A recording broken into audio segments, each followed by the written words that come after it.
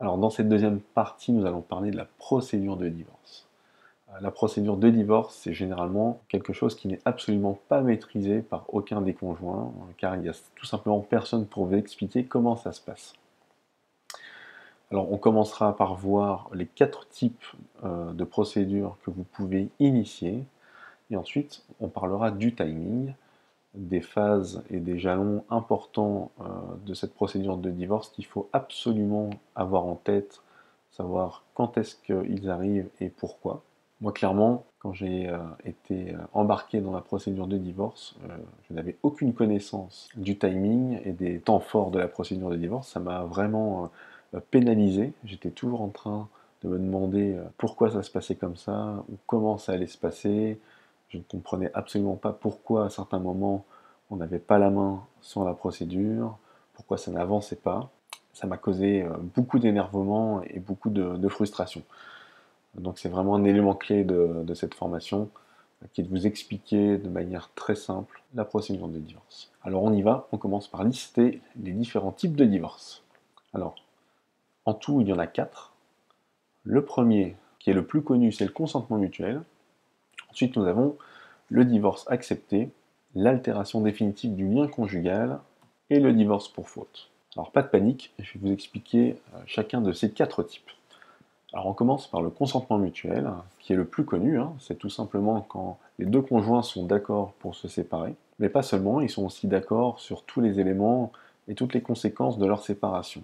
Donc ils sont tombés d'accord sur la séparation des biens, ils ont réglé la gestion immobilière, le logement, tout simplement en allant peut-être chez le notaire parce qu'il va acheter un bien et le notaire va résoudre toutes les problématiques pour eux. Ou alors s'ils étaient en location, ils ont tout simplement décidé qui gardait la location ou peut-être que tous les deux vont quitter cette location.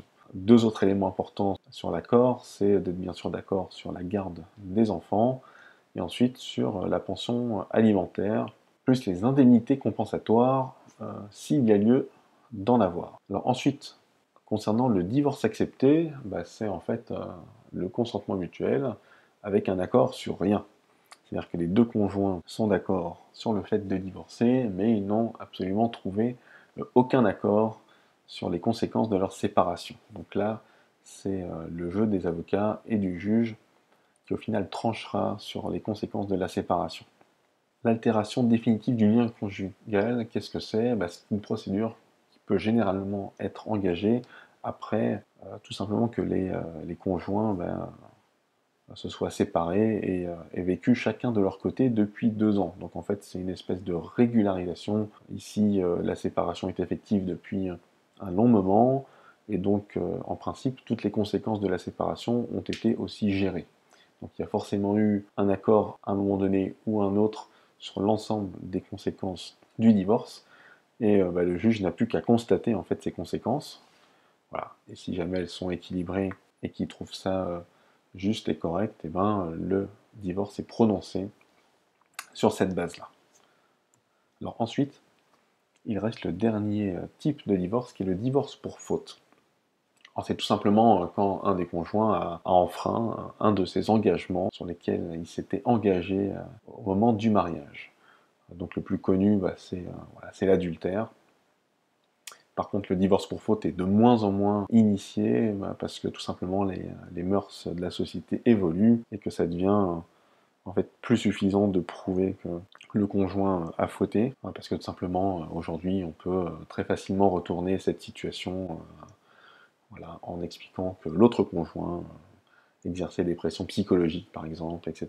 et que c'était une fuite en avant, patati patata. Bon, je vous passe tout, toutes ces réflexions, mais sachez juste que en fait, aujourd'hui, le divorce le plus fréquemment initié, c'est le divorce pour consentement mutuel, qui se transforme des fois en divorce accepté, parce qu'il n'y a pas d'accord sur tout. Alors maintenant, nous allons parler du timing de la procédure de divorce. Alors quelles sont les grandes phases et comment se déroule cette procédure de divorce? Donc la première étape, je vous l'ai déjà expliqué avant, c'est quand un des conjoints initie une requête auprès du tribunal. Après, ce qu'il faut bien comprendre, c'est que cette procédure de divorce, elle est similaire au tennis ou aux échecs. L'idée globale à retenir, c'est que chacun des participants va jouer un tour et puis attendra que l'autre partie joue à son tour, etc. C'est comme un échange de tennis ou une partie d'échecs. Chaque joueur joue chacun son tour. Et le coup de départ de cette procédure, c'est donc le dépôt d'une requête par un avocat au greffe du tribunal de grande instance de la ville où vous vous situez. Donc une fois que cette requête a été déposée, il se passe généralement 2-3 mois et les époux sont convoqués par le juge au tribunal de grande instance. Le TGI, c'est le tribunal de grande instance.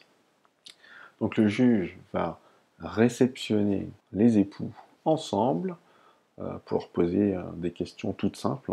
Il va vérifier en fait que vous êtes bien d'accord pour divorcer, ou si c'est pas le cas, il va vous demander pourquoi. Donc c'est vraiment des questions élémentaires pour initier la procédure de divorce. Ensuite, chaque époux va être reçu séparément, juste pour vérifier qu'il n'y a pas une pression exercée par l'autre époux, et pour vérifier qu'il y a une cohérence dans les propos tenus ensemble par les deux époux, et ensuite de manière séparée. C'est en fait ce qu'on appelle la tentative de conciliation. Aux yeux de la loi, voilà, il doit tenter d'éviter le divorce. C'est vraiment vite fait, et c'est vite fait de le dire d'ailleurs. Cette tentative de conciliation, ça n'a pas grand sens. Mais en tout cas, il se doit, selon le code, d'essayer de réconcilier les époux.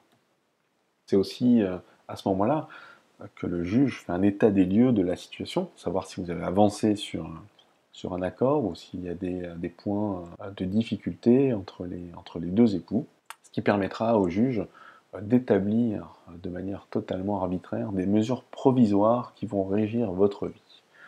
Donc moi par exemple, j'avais quitté le domicile familial et j'habitais dans un appartement de mon côté. Nous avions, avec mon ex-femme, mis en place une garde alternée. Le juge a pris acte de cette garde alternée qui semblait fonctionner. J'avais déjà pris les devants en versant une pseudo-pension alimentaire à mon ex-femme. Et le juge n'a fait donc que reprendre ces mesures que nous avions déjà par ailleurs établies avec mon ex-femme. Alors c'est pas toujours le cas, les époux arrivent à s'entendre sur tout un tas de mesures, donc le juge à un moment donné tranche et les époux sont obligés de se plier à l'ordonnance que le juge va émettre. Alors, une fois que nous avons passé cette étape de la conciliation, donc il y a un seul des deux époux, c'est celui qui a initié la requête de divorce, il doit assigner l'autre époux en divorce. Le juge a vérifié qu'on avait bien acheté un ticket pour voyager dans son train. Donc là, il faut tout simplement valider l'achat et rentrer donc dans ce train qui va vous emmener au bout de la procédure. Donc c'est ce qu'on appelle l'assignation en divorce. Et donc c'est l'époux initiateur de la requête qui doit le faire. Une fois que vous êtes assigné en divorce ou que vous avez assigné votre conjoint en divorce, les avocats rentrent pleinement dans la partie avec la rédaction des conventions. Alors la rédaction de convention, qu'est-ce que c'est? C'est simplement de rédiger sur des documents officiels qui vont être transmis au juge tout ce que vous désirez en termes de conséquences de votre divorce à l'issue de la procédure. Donc vous listez tout simplement ce que vous avez envie de demander. Donc si vous voulez récupérer la voiture, le frigo, que vous voulez payer le moins possible de pension alimentaire, etc. Faites une proposition de garde. C'est à ce moment-là qu'il faut mettre toutes vos envies sur la table, en discuter avec votre avocat, qui va donc rédiger tout cela et le transmettre donc au juge. Donc les deux parties doivent rédiger cette convention. Au final, ces deux documents vont arriver sur le bureau du juge qui va vérifier si les deux parties demandent des choses similaires et si il y a équilibre entre les deux parties, auquel cas on va s'orienter plutôt vers une procédure courte et simplifiée vu que vous aurez un accord sur tout. Si ce n'est pas le cas, on va voir juste après comment ça se passe, ça va être un tout petit peu différent. Alors juste pour revenir sur l'assignation en divorce, c'est un délai maximum de 3 mois. Moi, c'est ce qui s'est passé exactement pour ma procédure, c'est-à-dire que mon ex-femme n'a rien fait pendant 3 mois, et pendant 3 mois, j'ai dû attendre pour pouvoir reprendre la main sur cette procédure et moi-même l'assigner en divorce. Donc concernant la vérification de l'équilibre de la rédaction des conventions, le juge va juste vérifier qu'aucune partie n'est lésé, vous l'aviez compris, et aussi que l'intérêt de l'enfant est préservé, parce que c'est un petit peu le leitmotiv de la procédure quand il y a des enfants, c'est l'intérêt de l'enfant qui prévaut sur les adultes. Donc vous avez 6 mois également pour rédiger votre convention. Alors en cas de rejet de la convention par l'autre partie, nous entrons donc tout simplement dans une procédure de contentieux. Ça veut tout simplement dire que vous n'êtes pas d'accord et que vous allez devoir rentrer dans la bataille. Alors, en cas de rejet de la convention, donc le juge va établir des mesures provisoires et le ping-pong entre les avocats et le juge va continuer. Donc le juge convoque les avocats à des rendez-vous électroniques, hein, donc ça ne se passe pas physiquement au tribunal, mais ils se connectent sur un réseau sécurisé où chaque avocat peut apporter des nouvelles pièces au dossier et les porter à la connaissance du juge. Donc là, vous n'êtes pas présent. Par contre, attention, si votre avocat n'est pas là en temps et en heure à cette convocation, il y a tout simplement un report, et le report vous fait perdre 1, 2 ou 3 mois à chaque fois sur votre procédure. Donc soyez vigilants à ce que vos avocats ne ratent pas ces rendez-vous importants. Alors une fois que les avocats ont rédigé des nouvelles conclusions, c'est-à-dire qu'ils ont apporté des autres éléments, on a peut-être avancé sur un accord entre les deux parties, ou alors tout simplement les deux parties restent sur leur position, il y a un moment où le juge dit stop et convoque les avocats aux plaidoiries. Les plaidoiries, c'est tout simplement ce qu'on voit à la télé, ce sont les avocats qui prennent la parole au tribunal et chacun va tenter de convaincre le juge du bien fondé de ses arguments pour essayer de faire gagner son client. Donc là, vous êtes convoqué et vous assistez donc à ce spectacle. Une fois que les plaidoiries sont terminées, le juge a pris note de tous les arguments, il a un temps de réflexion et il va statuer sur ce que lui pense qu'il est juste d'établir et il va prononcer ensuite le divorce.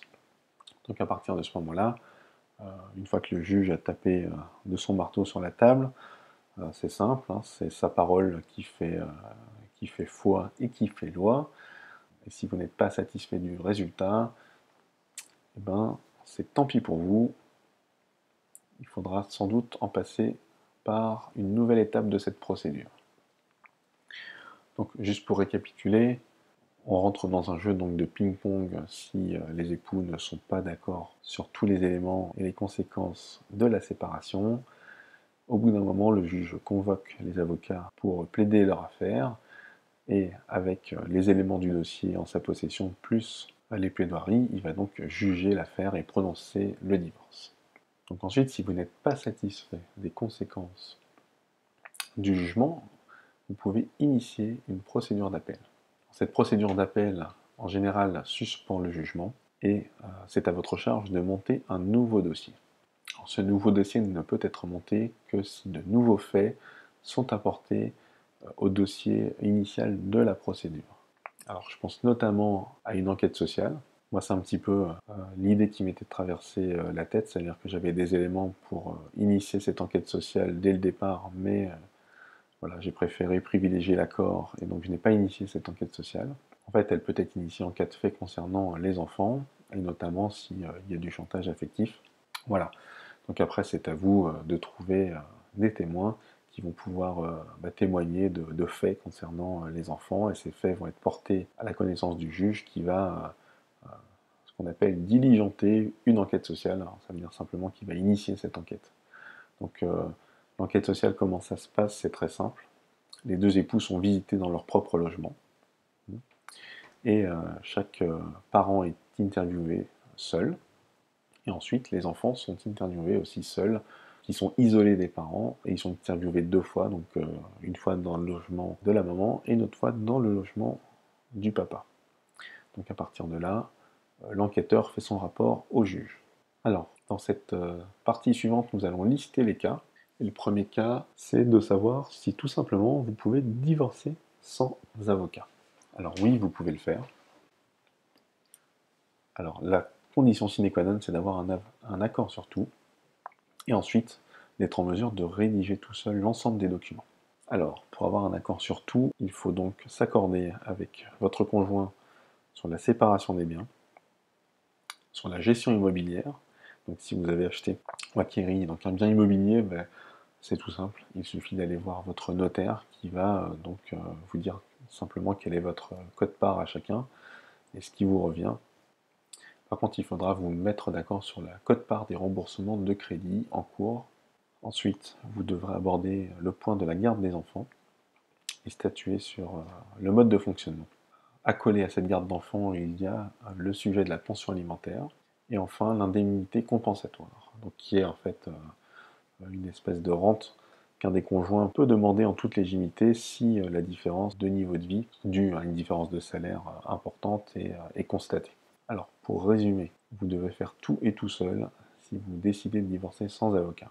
C'est-à-dire rédiger la convention, mais ce qui nécessite bien sûr un accompagnement juridique. Donc il faudra contacter un juriste parce que vous n'avez tout simplement pas la connaissance pour rédiger ces conventions et remplir l'ensemble des formulaires qui vous permettront d'initier la requête auprès du tribunal.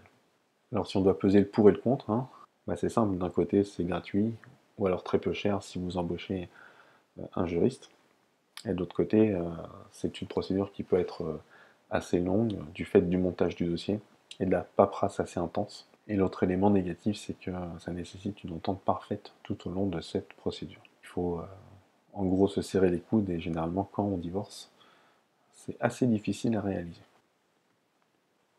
Alors, depuis janvier 2017, une nouvelle procédure de divorce dite du consentement mutuel simplifié a été mise en œuvre par notre gouvernement.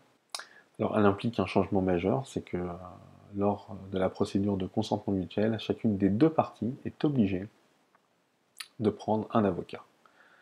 Donc ça veut dire qu'il y a forcément des frais de part et d'autre. Et si vous avez un accord sur tout, vous allez être tenu par la main par vos avocats. La procédure sera rapide et elle sera moins chère. Et en fin de compte, vous ne passez pas devant le juge parce que c'est un notaire qui va tamponner, entériner cette procédure. Donc ça, c'est ce qu'on nous vend sur le papier. C'est-à-dire qu'en cas d'accord parfait, le rôle des avocats est minime, la procédure est rapide, elle n'est pas chère, on voit des offres à 250 € aujourd'hui un peu partout sur Internet, et en plus il faut s'acquitter de frais donc du notaire qui ne sont pas non plus très élevés. Donc sur le papier c'est formidable parce que ça nous permet de divorcer rapidement et pas cher. Alors le problème va survenir quand vous n'avez pas un accord sur tout, car là vous allez aller directement au contentieux. Alors qui dit contentieux dit que vous n'avez pas un accord sur tout. Alors ici, effectivement l'avantage c'est que vous êtes déjà dans une configuration où vous avez votre avocat, mais la procédure va forcément être beaucoup plus longue. Elle va aussi forcément être beaucoup plus chère, parce que comme c'est plus long et que vous avez besoin de plus de conseils de votre avocat, vous n'êtes plus du tout dans le même type de rapport et de contrat avec votre avocat. Et du coup, l'objet de vos désaccords est remonté directement au juge, et là nous retournons en fait dans une procédure classique de divorce.